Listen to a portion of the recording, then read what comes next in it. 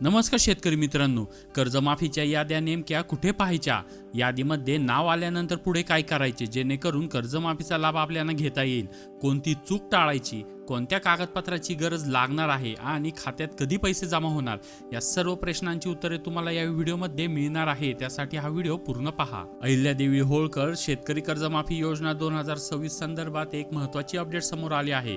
या योजनेअंतर्गत आतापर्यंत 3 लाभार्थ्या याद्या जाहीर करण्यात आल्या असून पुढील पात्र लाभार्थ्याची यादी देखील लवकरच प्रसिद्ध होण्याची शक्यता आहे. त्यामुळे ज्या शेतकऱ्यांचे नाव अद्याप लाभार्थी यादीमध्ये आलेले नाही त्यांनी चिंता करण्याची गरज नाही. पुढील नवीन यादी जाहीर होताच आपले नाव त्यामध्ये आहे का हे नक्की तपासून पाहावे.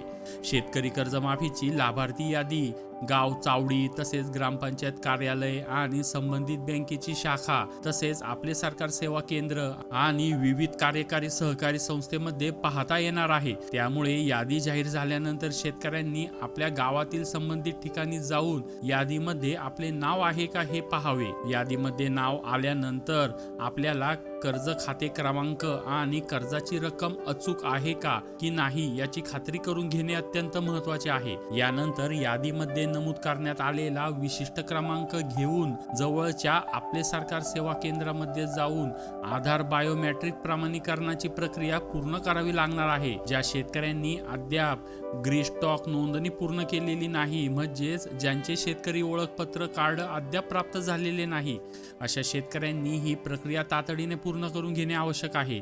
आधार प्रमाणीकरणाची प्रक्रिया पूर्ण झाल्यानंतर मंजूर झालेली कर्जमाफीची रक्कम संबंधित बँकेच्या कर्ज खात्यामध्ये जमा केली जाणार आहे.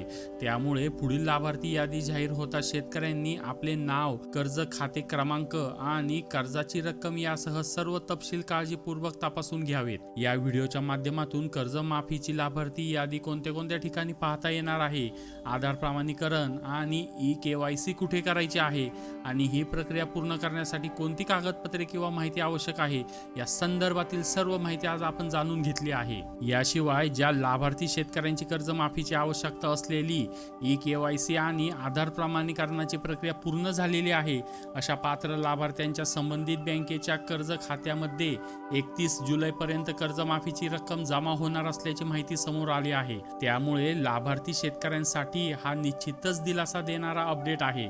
ही अत्यंत महत्त्वाची माहिती जास्तीत जास्त शेतकरी लाभार्थ्यांपर्यंत पोहोचवणे गरजेचे आहे.